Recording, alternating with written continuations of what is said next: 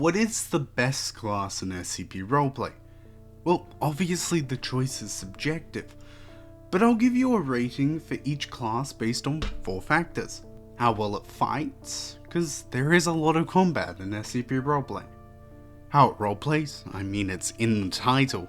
How well I enjoyed it, which is just a personal thing. And how much money you need to spend on it to make it reach its max potential. Using these ranks, I'll rank the classes and give you the best at the end. Ready? Let's go. The first one is Class D. Base Class D is rather limited in terms of weapons. Well, yes, it can purchase weapons from vendors in form of in-game Cs. Those weapons are 1 life, and all it takes is a sneaky MTF up in the railings to take you out in an instant, flushing your 20 Cs or so down the drain. For additional firepower, you'll need Robux. Either spend it for the Glock Pass or VIP. The Glock Pass has the second lowest DPS in the game though, whereas the VIP does give you one of the best DPS guns in the game.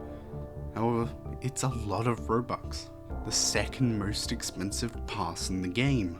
For RP, you have to rely on another person being willing to take you for a test, interrogation, or medical check.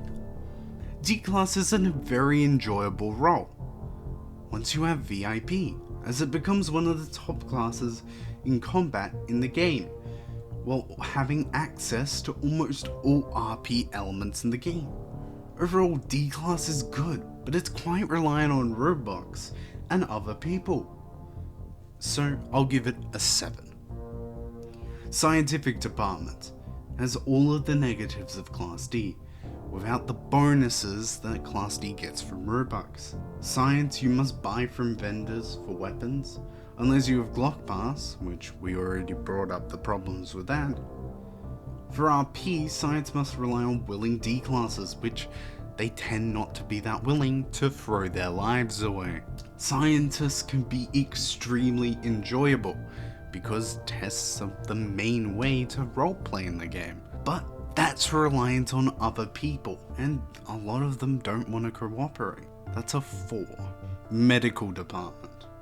Medical Department is a slightly better version of Scientist. They still need to buy from vendors or have the Glock Pass, but they have a medkit which allows for healing of them or other people, which makes them slightly better.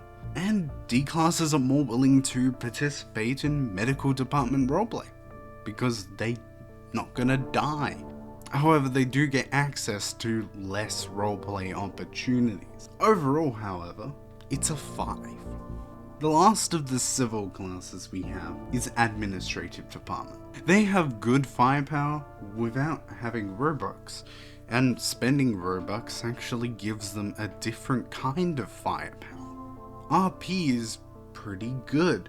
You can roleplay in a lot of different situations with Administrative Department, and you have your tablet for some more tangible RP. It's pretty enjoyable, especially if people will go along with your roleplay. 8 out of 10.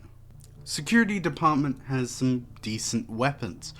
Also, people tend to respond well to security guard roleplay, especially more than the other combat classes. While security guards are typically associated with noobs, experienced security guards will tend to get quite a lot of support. Overall, it gets a 5. MTF we're gonna do in one package because the Robux Pass does it in one package. Because of that, the RP is pretty good, because you got 4 different classes basically for roleplaying, and so is the weaponry, quite diverse and overall good, but people tend not to be receptive to MTF roleplay, such as border checkups or guarding SCP locations. Typically people ignore them. Overall, it's 6. Chaos Insurgency. They have great weapons without really needing to do the Robux. RP is pretty common, especially by engineers, and decently accepted. Usually 50% of the chaos in the server will accept engineer orders. It's pretty enjoyable, but can get really annoying if MTF are really good at responding to your vent breaches. Overall, 6. ISD. ISD has good weapons, and Robux helps, but it's not needed. RP can be good, but overall gameplay usefulness is pretty low.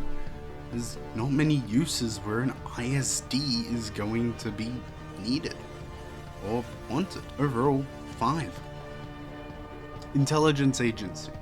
Good weapons, but user dependent. Robux is also not needed, but it helps. RP is pretty good. You can get some good roleplay with Intelligence Agency. But for that good roleplay, you're gonna probably need to rely on admins or other people.